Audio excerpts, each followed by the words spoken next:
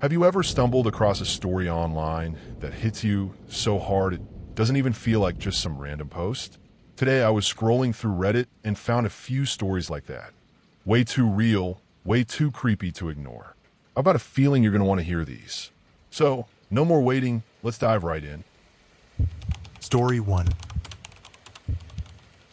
I've got 2 battery and 1 flickering bar of signal.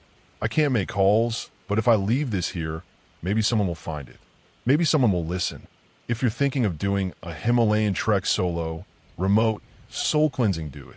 But if someone like my friend Josh insists on tagging along, don't let them. I don't care if you've known them since uni. I don't care if they say things like it'll be my healing era. Some people shouldn't come to places like this. Some things don't want to be seen or filmed. And now something is out there. It already took Josh. It took another man before me. And now it's pacing outside the hut I'm hiding in, dragging something heavy through the snow. I'll explain. Just don't scroll past. I don't know how long I have.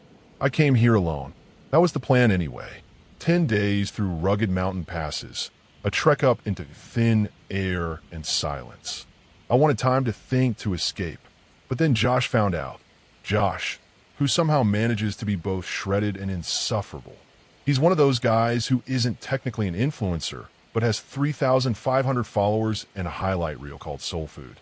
He lives for attention, speaks in hashtags, and treats every moment like a TikTok audition. His idea of roughing it is staying somewhere without oat milk. When I told him where I was going, he lit up. Dude, that's perfect. I've been craving altitude vibes. Can we sync calendars? I tried to say it wasn't that kind of trip, that it wasn't about content, but he wore me down. Said he needed a reset, brought a drone, and a ring light. Yes, really. By day 2, I was considering pushing him off a cliff. He kept stopping to film. Shirtless boomerangs on a ridge. Selfie videos with dramatic exhale captions. At one point, he recorded himself fake sobbing in front of a mountain range. I asked if he was okay. He said he was practicing for a reel called Letting Go. Then came the bridge. It was long, swaying, and strung high above a roaring glacial river. Yaks were lined up behind us with Sherpas guiding them, bells clinking. The path was narrow, one person at a time. And Josh, of course, decided this was the perfect place for content. He stopped mid-bridge, took off his jacket, pulled out the tripod, unfolded the ring light, I shit you not, balanced it on the bridge cables. Traffic backed up behind us. Trekkers, porters, yaks breathing heavily. Josh held up a peace sign. Just a sec, he called back. Need the good light. The yak closest to us snorted, stamping its hoof. That's when the man behind us stepped forward. He was tall, wire-thin, wore a tattered jacket and a threadbare scarf. His skin looked wind-burnt, and his eyes, Jesus, they were sunken and flat, like he hadn't blinked since base camp. He didn't say anything, just stared at Josh. We'll move in a sec, bro, Josh offered, waving. Just need a sec for the grid. The man didn't move. Josh turned back to pose. Then the man shoved past. The ring light tipped. It hit the cable, slid, bounced, and then tumbled down into the freezing white rapids below. Josh lost it. Dude, that was a gift from my ex's manager, what the actual man turned. Slowly, deliberately. His head tilted a few degrees too far. His mouth stayed closed, but his eyes, they were wide. Hungry, dead. Josh went quiet.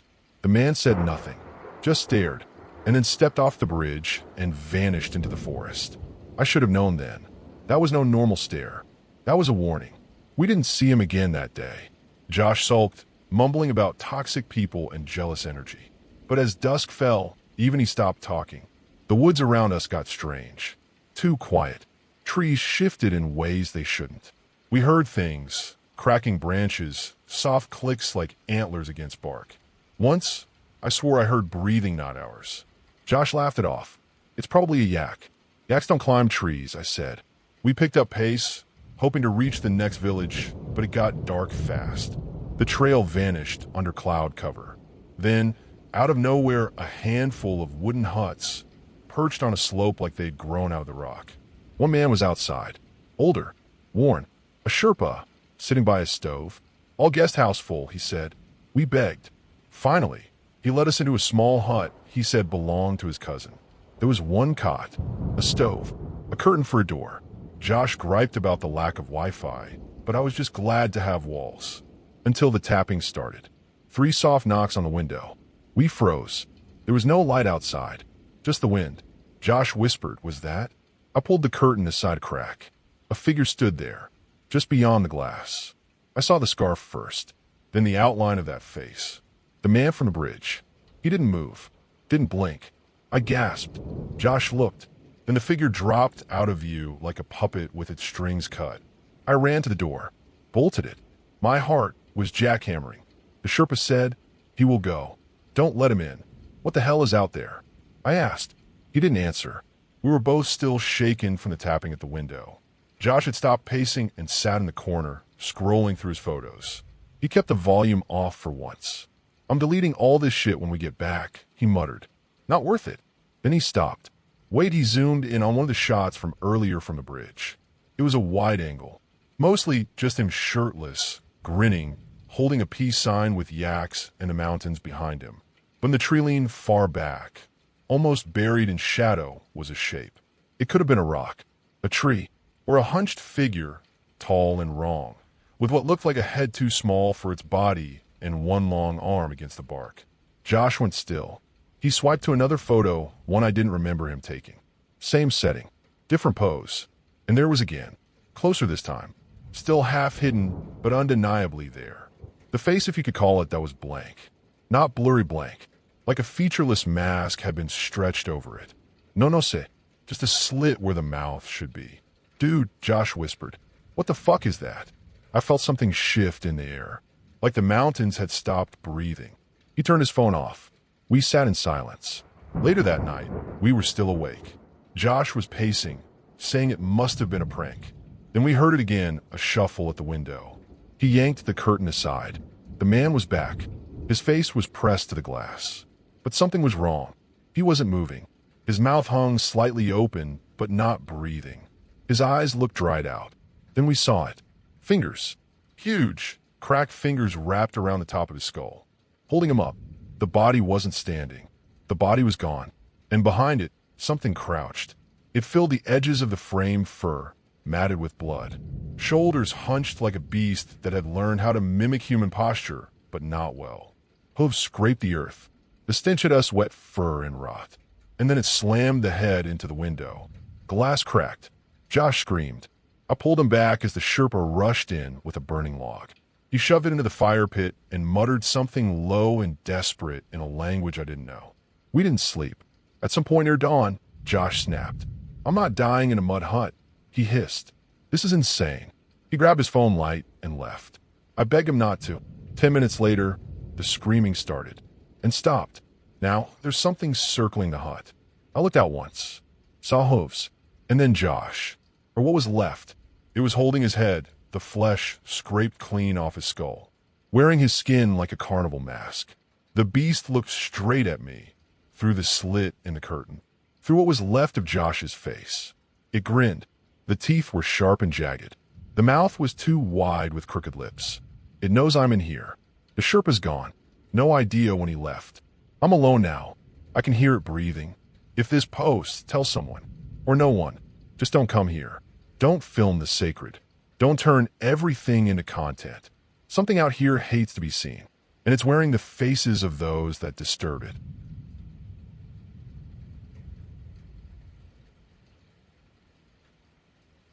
Story 2. I never believed in ghosts or demons or whatever is supposed to be out there. But living in a corner of the world where everyone knew everyone else, stories get passed around, and this is one of them. I will be sharing a lot of what has happened to me and my friends, or someone who knew someone who knew someone who encountered it.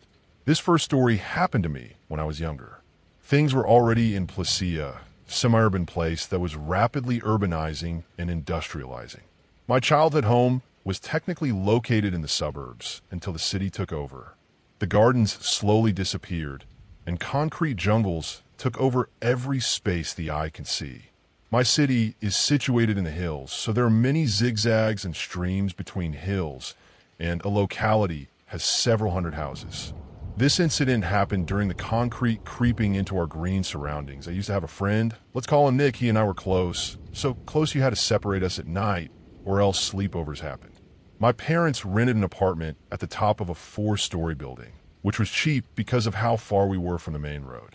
As it was during those times, we would play Pokemon on the computer. Game Boys didn't actually reach our place. Even today, Switch was a luxury only rich people could afford. Right after playing Pokemon, my mother asked us to pluck the avocados from the roof. One person had to hook them from the roof, and one person had to be on the ground to collect them. Nick decided he was better at hooking the fruits loose, and I was on ground duty. Nothing went wrong. I already had a couple of avocados in the bamboo basket, and I yelled towards Nick, "This should be enough. Stop plucking." He immediately replied with, "Let's do some more to share it with the neighbors." And then try to hook the ones a bit further up the tree. One came loose easily and dropped. "This one's bigger than your head," he shouted. Trying to pull the fruit loose, his hand slipped, and he fell. I remember it so clearly. There was a slight whimper, not even a scream, then a thud. He fell right in front of me. My shot got to me, and I couldn't even talk. More so, collect myself and help Nick. But before I could help him or do whatever was needed, call for help, whatever, Nick slowly got up again. With one of his eyes popped up, his mouth deformed a few teeth that broke with his fall, his shoulder crushed, which made his stance uneven. He slowly whispered to me, "Did you see me fall? I'll go up again. Watch closely this time." He did not even blink as he spoke those words. Then he ran up the stairs. The place where he fell still had the pool of blood, the broken teeth, and the ground that showed something had fallen there. And then from the roof, he called out to me by my full name, clear and crisp. "Watch closely." Then he fell exactly how he fell. This time without a whimper, but the thud sounded the same. I was the one who let out a slight whimper. The body stayed the same for quite some time, not moving a muscle. Then it slowly stood up again. "Did you see it? Did you see it?" My mind went black, and I believe I fainted then and there. I woke up at night, not too late, just before dinner. If not, Mother would have searched for us. It was dark just enough for me to make out Nick's body on the ground. Then the realization hit me, and I ran up the stairs as fast as I could. I was afraid something would pull me by my ankles as I ran up, but I never dared to look back. On the first floor, I saw Nick just going out of my vision, which made me stop in my tracks. But I remember him lying there on the floor. So I kept on running. The lights encouraged me a little. Then I ran to the second floor stairs. The same thing. I saw Nick, his eyes looking at me as he went out of sight around the corner. I tried to convince myself that it was my mind playing tricks on me. I stopped for a second. The world was quiet, and behind me a whisper, calling my full name again, this time not as a call, but a deliberately slow call out, which made me run at my full speed again. I didn't see anything on the third floor to my apartment. Mother was already angry with me, as she was about to scold me for taking too long on the avocados. She noticed how I looked, ragged, dirty, and somewhat half crying, half relieved to see her. "Where is Nick?" was the first thing she asked. As I explained everything, she called for my dad, and they went down to the ground floor near the base of the tree. The body was not there anymore, but the blood and the teeth were still there. My parents and some of the families who lived on the building searched with us. In the night, Nick's family looked at me as if I had done something unforgivable. But after an hour of searching, we found Nick under the old pig sty, covered in leaves. The post-mortem made my story check out, but we don't talk about Nick anymore. I don't even talk to his family. https substack.com chong. Still miss him.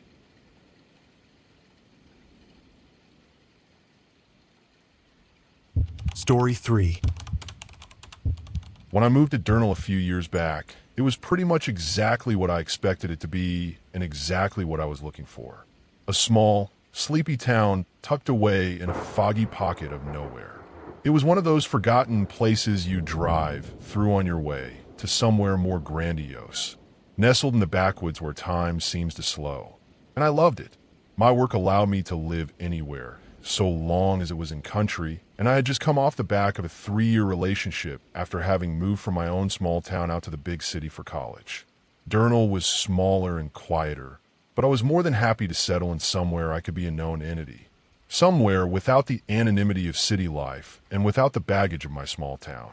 Main Street consisted of the typical essentials along with a few scattered mom-and-pop shops, which looked as if they hadn't seen a soul in many years.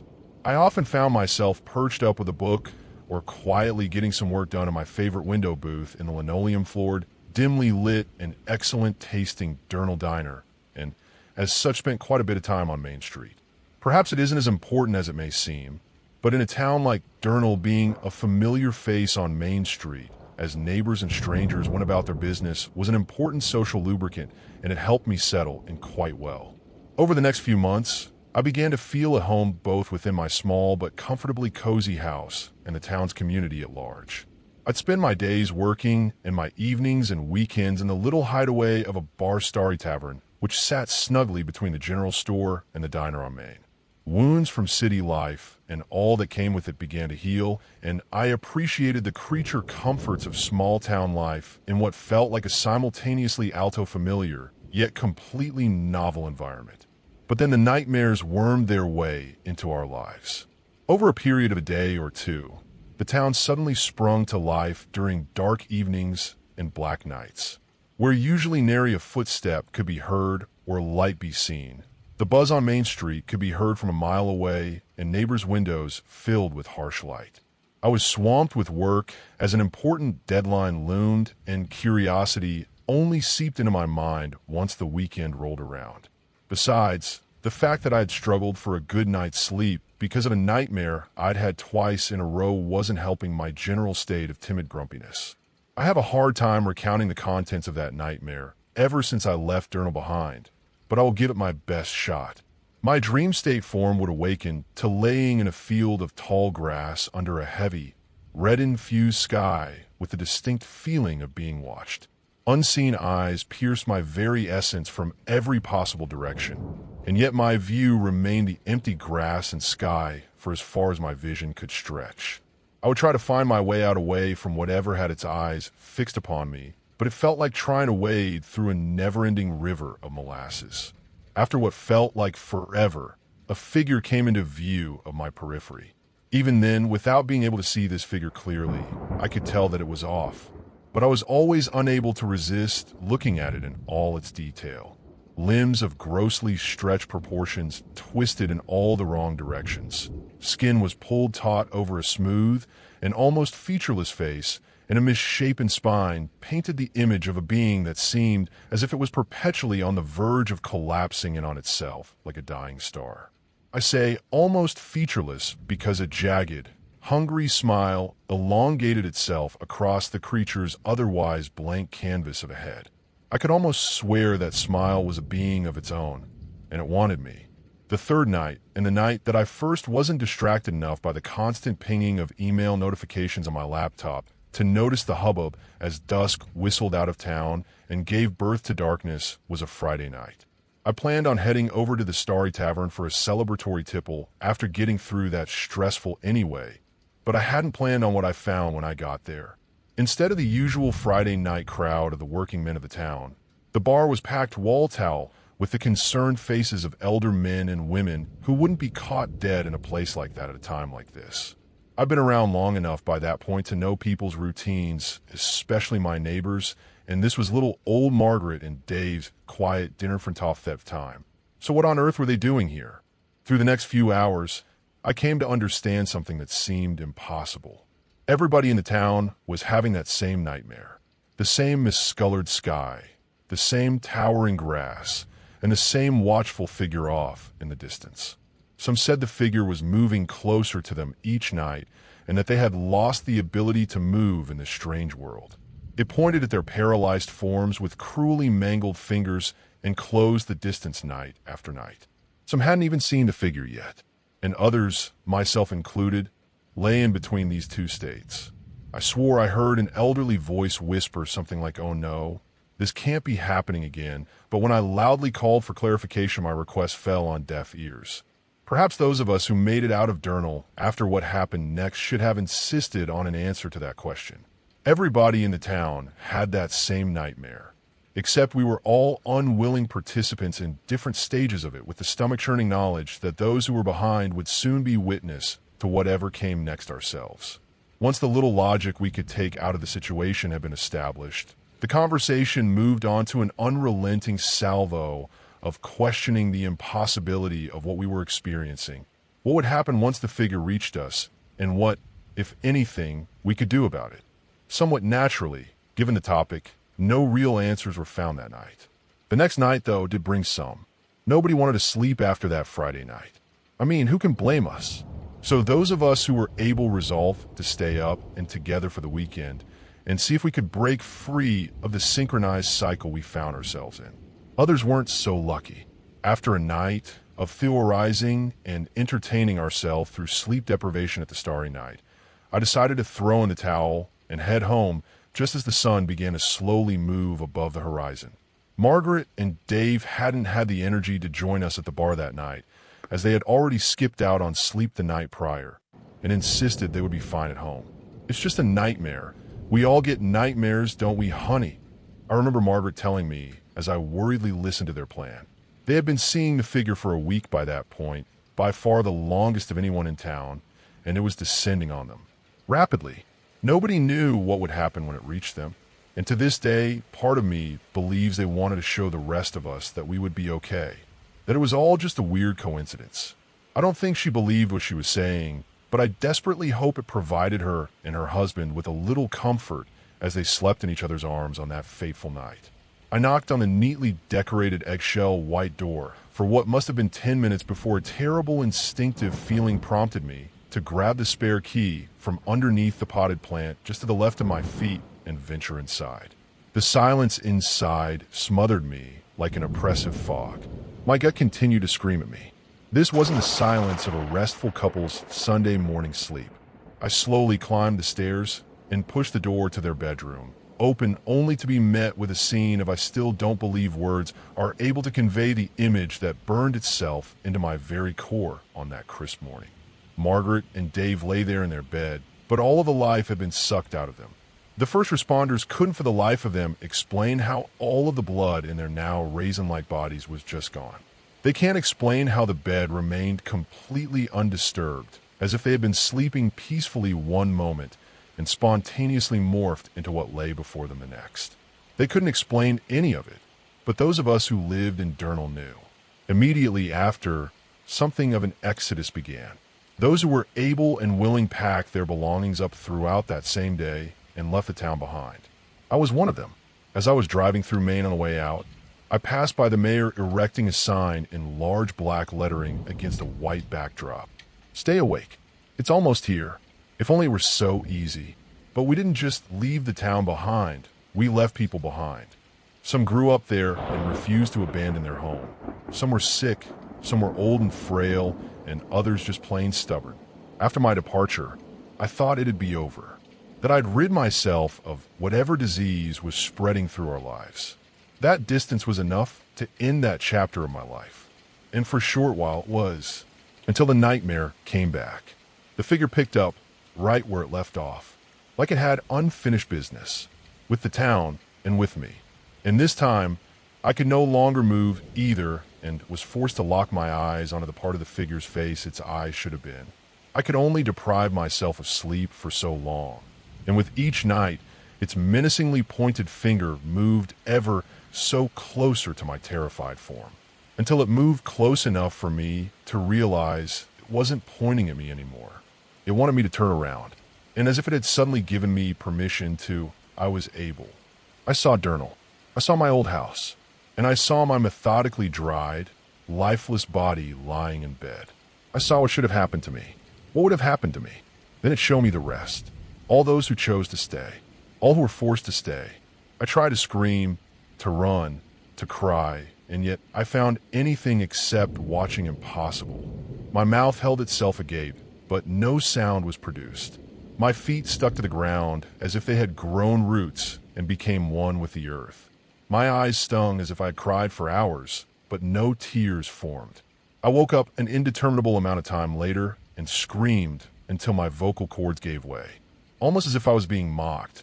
I cried until my tear ducts could no longer produce any more. The remainder of that day and the weeks following remain a blur of mental breakdowns, hospitals, police reports, and grief. I know that what happened to Durnal and its people was real. I lived it. And yet, the town itself doesn't seem to exist anymore. Everything I own that even slightly references my once home has been altered. Instead of being emblazoned with Starry Night in golden lettering, the coaster I once won after a game of darts in my old haunt bore the name of a city bar I frequented in my time before Durnal. The mileage on my car has decreased to roughly what it would have been before my big move from the city. My lease documents for the house I lived in there now contain the details of my new house. I can't find anything about Durnal on the internet, and it doesn't show up on any of the innumerable maps I've studied in the time since. And yet, I know it was all real, because last night, when I was deep into another night of restless and dreamless sleep, I found myself under that familiar red sky again. And off in the distance, there was again that same old smile. I might have left Durnal behind, but I'm afraid I brought something with me. Maybe those who stayed behind knew something the rest of us didn't.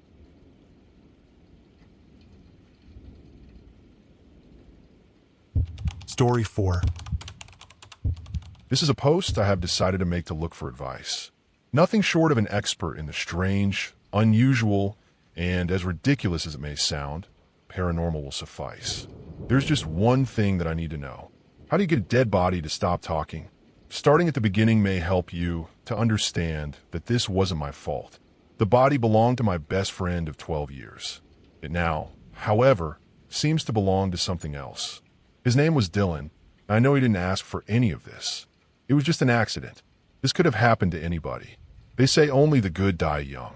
I couldn't help but wonder what the hell he had done in his life to make that saying a complete lie. Just for context, as I plan to transcribe to the best of my memory what transpired in the last several hours. My name is Jerry. It's lame I know, but I didn't pick it. Seeing the amount of times it has been called out over this last night, I found it necessary to include. Unintentionally, I had spent all night as a proverbial guide through a world beyond our own, yet so intrinsically linked to it and us as a whole. Dylan and I always loved partying in our own way. Quotations are used only because we never partied with dozens of people, or in a club, or really outside of anyone's home. More often than not, we just had a couple people together, maybe some people's girlfriends when we even had them, and a probably more than fathomable amount of alcohol. Last night we got stood up by others in our group because they wanted to sleep early. That easily made that fathomable amount of alcohol quite a considerable amount for only two people skinnier than your local junkie without ever having indulged in any form of illegal substance. Bro, you gotta fucking put on that one shit from back in middle school, bro. Dylan was already far beyond what I could be close to in that moment, holding my half-empty second can of cheap piss water. I was never an outgoing person, not even now, with only one person that I've known for over a decade in front of me. He had been compensating for the both of us that night. What the fuck was it? The fucking one where they say don't drop the tink-tink, or what the fuck? Just don't drop that thun-thun, I said dryly. I was already over it. Yo, that's it. He said, play that shit. Dude, I went ahead and played this song, which apparently encouraged him to climb on the table with a beer in his hand. After about 2 minutes of an insufferable sing-along and the dance movements that would make any person with a brain cringe, he came up with an idea. Dude, yo man, for real you seen that jackass shit? What? I replied full of confusion. You mean like with Johnny Knoxville and shit? I mean, yeah, why? Dude, yes, check it out, bro. This is going to be hilarious. Then Dylan proceeded to swig some of the liquid in his beer down and turn the bottle over in his hand. He lifted the bottle above his head. I knew just what he was planning, and I saw absolutely no point to it besides pain and a dangerous mess to clean up. Oh, come on, man, don't hit yours, I began as he swung the bottle down. For what he considered funny in his blacked-out state, Dylan smashed a beer bottle on his head, shattering it and making a trail of blood instantly rain from the top of his scalp. "Oh fuck," he yelled, clutching his head and continuing to hold onto the broken bottle in his hand. I swear to God, I saw that fucking Steve-O dude smash something on his head and walked away totally fine, dude. You fucking idiot. I began to yell at him. You're cleaning that up, man. That's not cool. Alright, bro, chill. I'm sorry. Dylan had already begun to sober himself up. Still holding his head, he started to climb down from the table. What neither of us realized is he didn't finish the beer before smashing like we thought. There was still a small pool at the bottom of the bottle along with some foam. Not much by any degree, but enough for him to not be paying attention and slip. I wish I could say that moment happened in slow motion. It would have made me feel like there was more I could have done. Instead, it was much too fast. Dylan slipped, fell with his full weight on my carpeted floor, but not before accidentally holding the broken bottle in front of him. He landed on it. Dylan was face down on the floor with an ever-expanding pool flowing from him. In a panic, I turned him over to assess the damage. The sharpened, broken beer bottle was through his throat while he still held the neck of it, grip tightening rather than loosening. Blood sprayed from the edges of the wound in pressurized jets with every heartbeat that was slowing with each passing second. Jesus, man, let it go, don't fucking mess with it. I'll call an ambulance, I yelled at him as I turned to grab my phone. Before I could, in some trance of shock and panic, Dylan did the opposite of what I said. I suppose he had seen too many movies and wanted the foreign object out of his throat as soon as possible. With his grip on the bottleneck tight, he ripped it from his throat. I screamed a massive, saddened no, but it was muted out by the reality we both faced. The blood didn't jet out anymore. Instead, just a massive waterfall of red poured down for what was once Dylan's throat. Chunks of flesh were ripped out as he removed the bottle, practically taking half of his neck with it. Any more damage, and he would be considered decapitated. Dylan stumbled, reached out, clutched, and I think gasped. A tear formed in the corner of his eye. It told me he knew he was dying, that he didn't want to go yet. He was 22. I don't even know if he had ever drank enough to black out before today. His eyes brought me back to the present. They were vacated, gone, empty as he collapsed to the ground like a sick rag doll. The thud onto the ground vacated the rest of the loose organs in his throat. Then there was silence. Then I was alone. It's interesting how logic seems to leave you in times of utter crisis. Dylan was dead. I knew this. I watched him die in one of the most gruesome ways I could imagine right in front of me, blood actively staining my living room rug. No movement was present in his anatomy anymore. For a while, I'm not sure if it was minutes or seconds, his shoulder would twitch occasionally in slower and slower increments as those indiscernible measurements of time passed us by. All of these observations did not stop me from saying something. Dylan? Breath escaped from my perpetually open lips in labored, ragged patterns. Dylan, are you okay? Of course Dylan was not okay, and never would be again. These circumstances may have been due to his momentary stupidity, but I couldn't help but feel utterly and singularly responsible. My friend's corpse was not going to get up and call an ambulance or police on its own. I still could not bring myself to move an inch. Jerry? My eyes shot wide. I dare not move any muscle. Surely the sound I had just heard was due to some minor shift I made that caused some floorboard to creak or some wind to move or anything other than the body on my floor to call out my name when its vocal cords were in tatters 5.5 feet away from the owner. Jerry, are you there? The voice called again. Dylan's face-down body still did not move. There was no rise and fall in the torso to signify air flowing in and out of active lungs. Jerry, I can't fucking see anything. He was sounding more and more fearful. Hey man, it's okay. I'm right here. You're going to be okay. These words casually left me when I knew it to be completely false. That being said, he must have survived the ordeal, so I should be relieved. There may be a chance for him to make it through. However, he still did not have vocal cords anymore. How was he talking? Jerry, turn me over, man. I'm fucking scared. After Dylan said this to me, I obliged and turned him over. The sight nearly made me vomit.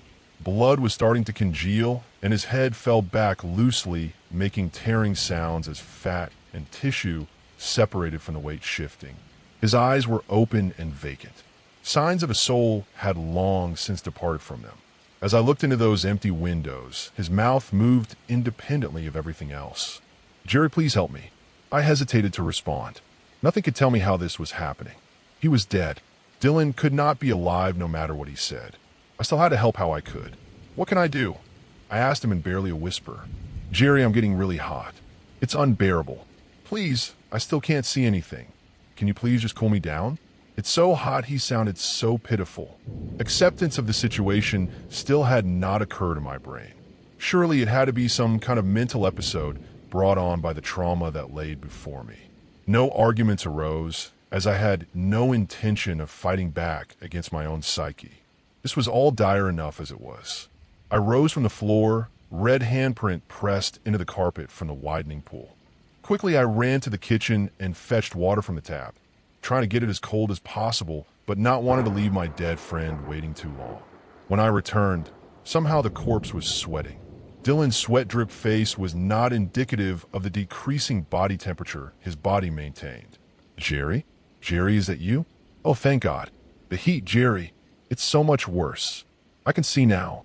I see it. It's the fire, Jerry. It wants me. Dylan said this to me from the only moving part of his body. Everything else was more dead than a doornail rusted out of its socket and scattered to the wind after the eons of decay and tarnish had claimed what was theirs. Immediately after his statement, he began to howl. Please understand, Dylan was howling, not screaming or crying or begging or pleading or whining. This corpse, this body, this human was howling. It was like an animal trapped in a cage with a sadistic child above, tormenting it just to see what sounds the creature can make.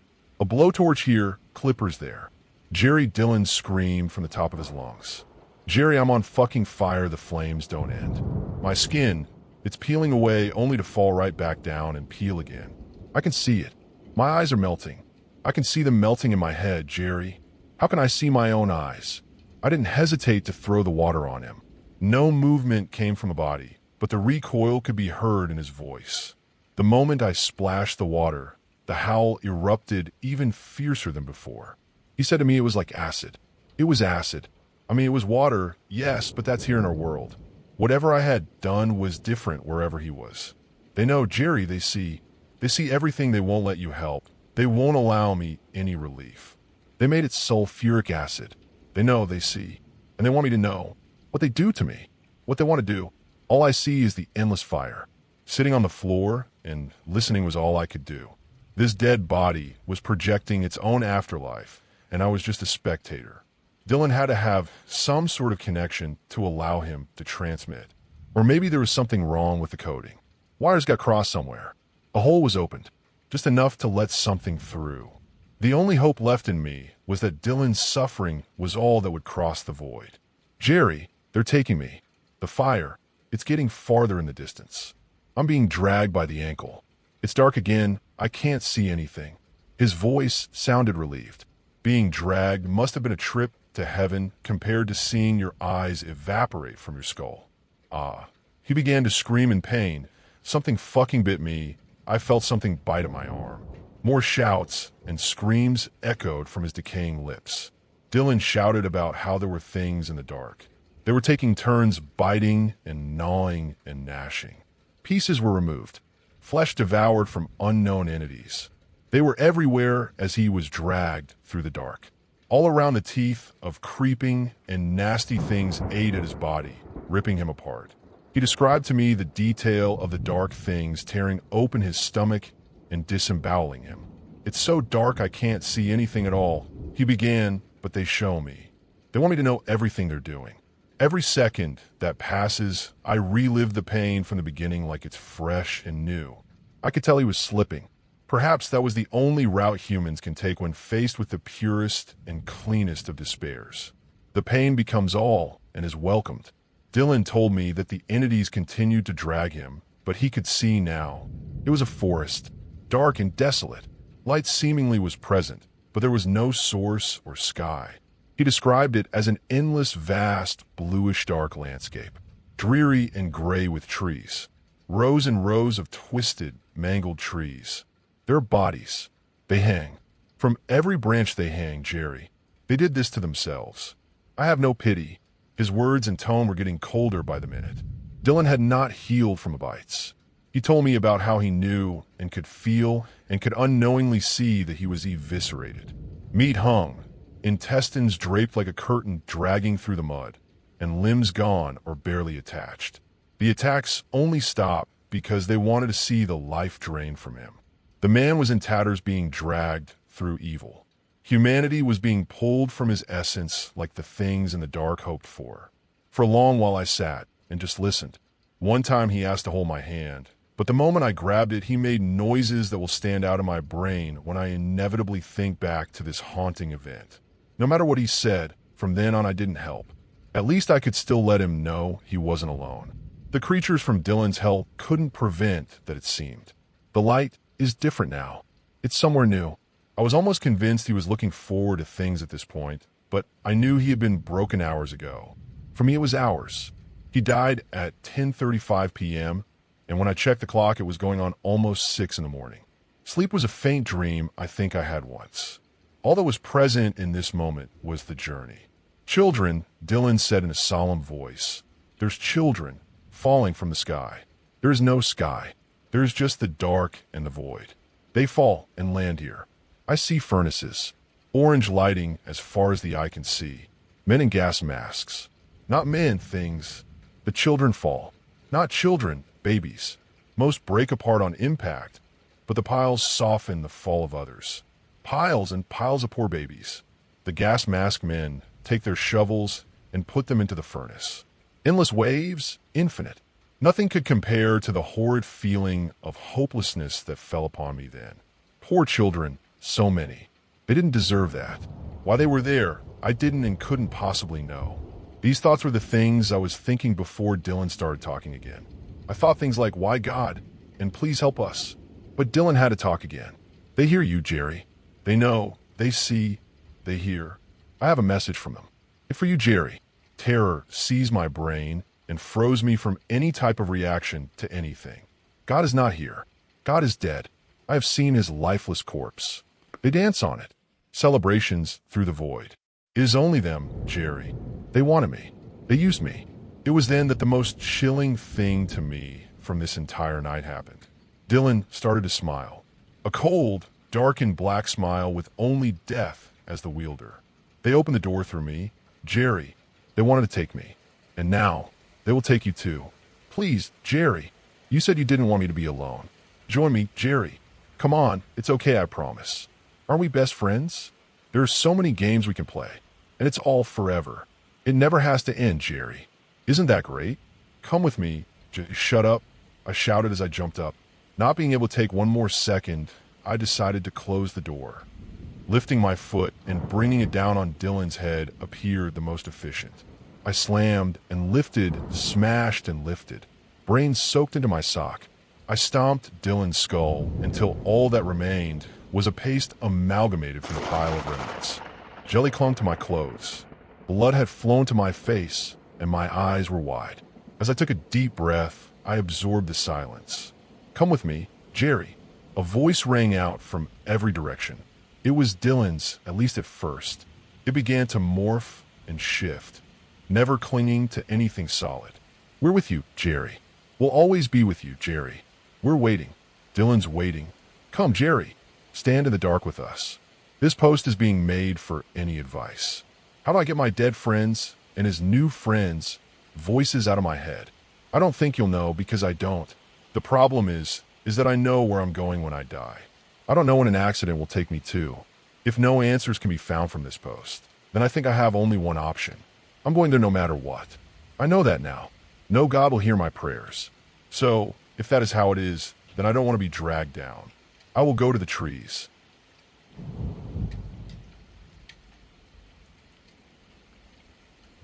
Story 5.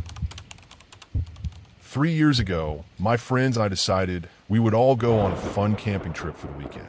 Like most friend groups, we had a group chat where we discussed plans and other random topics. Typically, our plans were made last minute somehow. Planning ahead never worked out for any of us. Ironically, the more spontaneous the plan, the more likely it was to actually happen. So you can imagine my surprise when we managed to plan a camping trip in advance, and it actually worked out.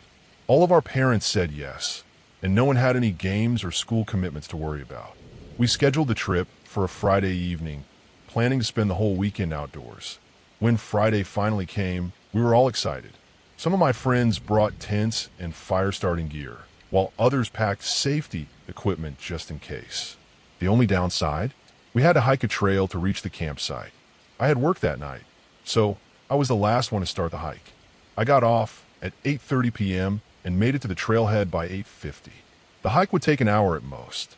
Keep in mind, I lived in Colorado, so wildlife was always something I had to watch out for. But little did I know, wildlife would end up being the least of my concerns. As I started along the trail, my mind began to race. I'd always been someone who overthought everything. My thoughts spiraled. What if a bear comes out and eats me? What if my blood sugar drops and we're out of snacks? What if someone is stalking me from behind the trees? Eventually, those thoughts faded, and I found myself more focused on the music playing through my headphones. As I kept walking, I realized my blood sugar was actually starting to drop. I stopped for a quick snack break and sat down to rest. I've been a type 1 diabetic since birth. Ever since I was 18 months old, when my pancreas decided to retire early, my life has revolved around managing sugar intake. All that really did was turn me into a sneaky kid who constantly found ways to sneak sweets. Sometimes I wonder what it would be like to be normal. But then again, this is my normal. I don't have a single memory of life without diabetes. If anything, not having it would feel abnormal to me. Maybe I wouldn't be the punching bag of the group if I didn't have it. Maybe my mom wouldn't carry so much guilt over it. Either way, there's not much I can do. It's just the shitty hand I was dealt. Once my blood sugar was back at a reasonable level, I stood up and continued down the trail. But after a few minutes, I stopped. My surroundings felt off, uncomfortably unfamiliar. I looked at the map I was using and realized I'd taken a wrong turn. I had been walking in the wrong direction for nearly the entire hour this hike was supposed to take. A chill crept through me. It felt like freezing water was being pumped through my veins. My mouth went dry, and my heart pounded so hard I could feel it in my head. Fuck. Okay, this isn't a big deal, I muttered to myself, trying to stay calm. I just walked back until I reached the point where I went off course, then take the right path. But deep down, I was panicking and I didn't even know why. It wasn't just that I was lost. Something about that one wrong turn felt wrong in a way I couldn't explain, like it had set something in motion. As I retraced my steps, a strange paranoia crept over me. I started walking more quietly.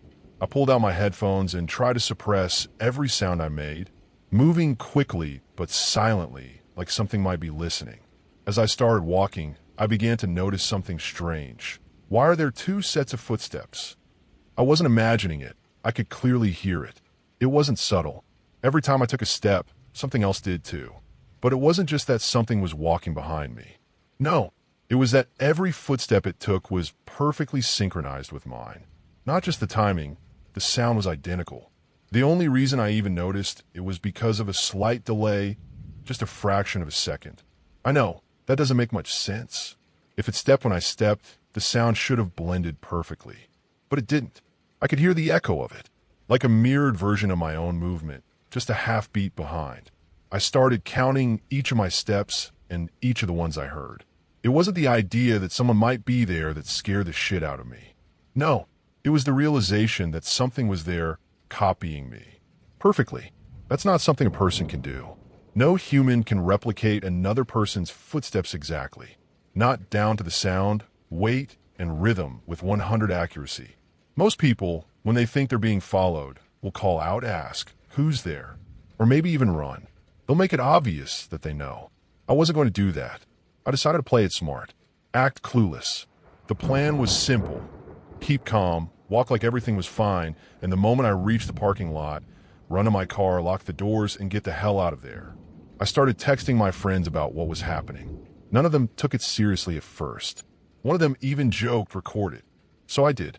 Surprisingly, the recording made it clearer. You could hear a sound of multiple footsteps, perfectly synchronized, but with that strange delay. The second they heard it, the tone shifted. Suddenly, they were asking real questions. Where are you? How close are you to the campsite? I told them my plan. Then I shut off my phone. I wanted to seem unaware, but not vulnerable. That's when I think it started to get impatient. The footsteps weren't perfectly in sync anymore. They were slipping, getting sloppy. Now anyone could have heard it. It wasn't subtle anymore. At first, I couldn't figure out why it was giving up the illusion. Then it hit me. It wanted me to know it's there. Now I had two options. Stick to the plan and keep walking, or abandon it and run in a different direction. Option 2 became the obvious choice real fast. The footsteps started to charge. I don't even have words for how fast they moved unreal, like something out of a nightmare. But the worst part? They weren't behind me. They were in front of me. This entire fucking time, I had been walking toward it. I never saw it. It was too dark. But I heard it running straight at me, with that impossible inhuman speed. And that's when the real fear hit me. I can't even begin to describe the fear I felt. It wasn't just the kind that makes your heart race. This was deeper primal. My chest tightened so hard it felt like my ribs were closing in on my lungs. My heartbeat wasn't just pounding, it was slamming, like it was trying to break free from my chest. Every beat hurt. My skin went cold and clammy, like all the warmth in my body had been sucked out through my face. It felt hollow, like my skull was trying to collapse in on itself. My mouth was so dry it felt like sandpaper, like I hadn't had water in days. Even my thoughts weren't normal. They didn't come in words anymore, just sharp flashes of panic, like alarm bells going off in a language I didn't understand. This wasn't just fear. This was my body reacting like it knew something was wrong, something it couldn't see but felt. I bolted off the trail and into the woods. There was no way I could outrun this thing in a straight line, whatever it was too fast. I ducked between trees and ran in every direction I could, desperate to break its line of sight. I don't know how long I ran. Minutes? Hours? My lungs were on fire, every breath a knife in my chest. I finally stopped when I realized the footsteps were gone. But so was the trail. I had run so far, turned so many times, I couldn't tell where I came from. And to make things worse, it was dark. Not just can't read my phone dark. I mean pitch black. I couldn't even see 2 feet in front of me. I reached for my flashlight. Just as my fingers brushed the switch, something stopped me. Not a feeling, an instinct. It was deeper than thought. Something primal, ancient. A survival reflex that didn't feel like it came from me. Then I heard it. A voice in my head. One I wasn't in control of. Don't. I froze. I don't know why, but I knew if I turned on that flashlight, I'd die. Move, it said. So I did. I walked forward, straight ahead, for what felt like minutes, hands out, blind. Stop. I obeyed. My body wasn't mine anymore, I was just following orders. Silence.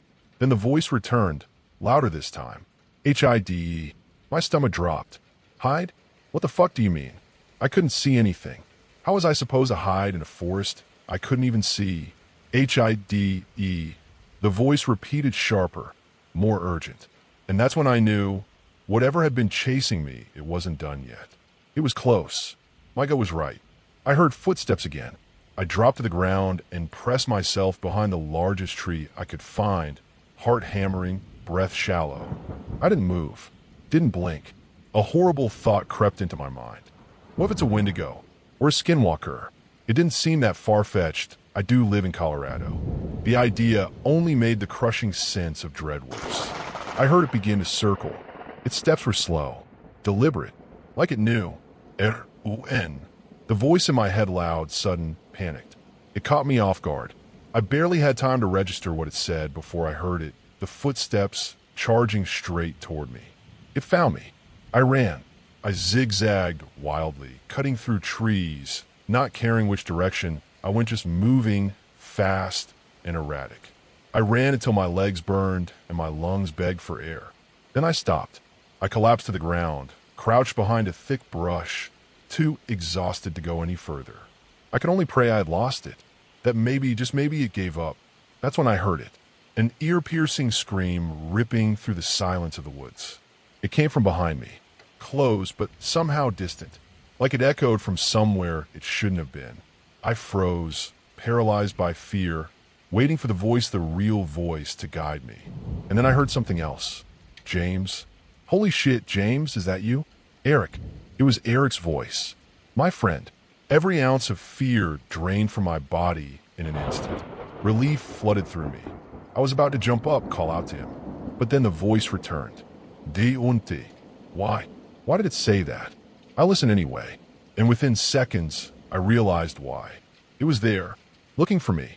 That didn't make sense. I had just heard the scream behind me. Not even seconds ago. And now, Eric's voice. But it wasn't him. None of it made sense. Before I could spiral any deeper, something pulled me back to the present, something far worse. I could see it now. And this wasn't a Wendigo. It wasn't a skinwalker. It wasn't anything I could recognize. It was Tauno, inhumanly tall. Its limbs stretched so far they nearly touched the ground, and its fingers dragged through the dirt with each movement. The nails, God, the nails. They were long, jagged, soaked in something dark blood, maybe, and they weren't just sharp. They looked designed to tear through flesh. But the worst part? I couldn't even see its face. It was so tall, its upper half disappeared into the tree canopy. Its torso was skeletal, thin, bony, and its skin had the texture and color of bark, almost perfectly camouflaged in the night. I began to inch away, slow and silent. But then snap, a twig underfoot. It heard it. Noit reacted to it. Instantly. It didn't turn like a person. It didn't move naturally. Its entire body stopped, frozen mid-step, and then just its neck turned. Long. So disturbingly long. It peered down at me. The rest of its body didn't move. Only the neck, twisting at an unnatural angle. I didn't wait. I didn't want to see its face. I ran. The voice screamed in my head again, this time with pure, urgent panic. Run. The footsteps came fast too fast. They didn't sound like running. They sounded like something charging through the woods, tearing through branches, eating the distance between us like nothing. It roared, but the sound, it wasn't the scream I heard earlier. This time, the voice in my head started shouting commands. Left, right, faster, slower. I followed them blindly. My feet pounded the ground, lungs burning, vision blurring. I didn't know where I was going. I just knew I had to keep moving. Then stop. I collapsed behind a fallen log, gasping, body trembling, and for the first time I realized it was gone. Somehow, the thing was no longer chasing me. Quiet, the voice whispered. I obeyed. Not a sound. Not a breath too loud. Then another word. Snack. And that's when I understood. My blood sugar. The running. The fear. The adrenaline. It had drained me completely. I was crashing, and if I didn't eat something soon, I wasn't going to survive even if the monster didn't get to me first. I pulled out a candy bar and began eating as quietly as possible. It had been a good 15 minutes. The voice had gone silent, and everything around me was dead quiet. Not peaceful, not still, just wrong. I tried to reassure myself that I was going to make it out alive. But no matter what I told myself, I couldn't shake the feeling. I couldn't calm down, because in my gut, I knew this only ended one way. Listen, the voice returned, cutting through the silence like a blade. I listened, and then I heard it. James. The voice was uncanny. Have you ever watched the Mandela Catalog? It sounded exactly like that, like a warped imitation of a real voice, stretched and hollow, echoing from something that wasn't human and never had been. Turn around. I turned, and standing there was a humanoid figure. But it wasn't human. Its left arm was half missing, torn away, bone exposed. The rest of its body looked decayed, rotting like a corpse left out too long. And its proportions off. Some of its limbs were too long, others grotesquely swollen or twisted. Its smile glowed faintly in the darkness, so wide. It had torn the skin around its mouth. Blood still clung to the shredded flesh, and I could see inside. Ropes of dark, stringy blood stretched between jagged teeth, like it had just chugged a gallon of blood. It didn't speak again. It just stared. Then in one motion, it dropped to all fours and screamed. A high-pitched, bone-shattering shriek, inhuman, violent. Then it charged. I didn't even get the chance to run. It was too fast. It grabbed me, and then nothing. Just the sound of flesh tearing. Pain. Then darkness. I woke up in agony. Every inch of my body hurt. The first thing I noticed was the light, broad daylight pouring in from behind me. I was lying at the entrance of a cave. Next to me was a pile of bones. Definitely human. In front of me, nothing but pitch blackness. The cave stretched deeper than I could see. I didn't have time to process anything before I heard it again. That thing. It was already chasing my back on all fours, just like before. But this time, there was distance between us. I had a head start. I pushed myself to my feet, ignoring the pain, and ran. Faster than I ever have in my life. It screamed aga in a horrible, piercing scream that ripped through the air. It was so loud, I thought my eardrums would burst. But then I noticed something. The scream wasn't behind me. It sounded like it came from in front of me. I didn't look. I just kept running, my feet pounding the trail until somehow I made it back. Back to the parking lot. Back to my car. And the police were already there.